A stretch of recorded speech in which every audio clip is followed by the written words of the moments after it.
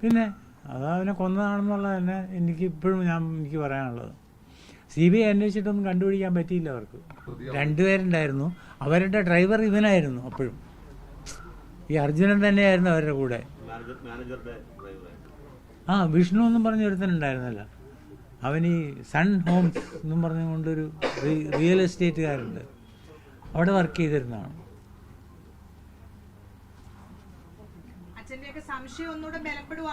അതെ, ബലപ്പെടാനൊന്നുമില്ല, നമുക്ക് യാതൊരു സംശയമില്ല കാര്യത്തിന്. അവർ തന്നെയാണെന്നുള്ള ഉറപ്പാണ്. സംശയമൊന്നും, വെറും സംശയമൊന്നുമല്ല.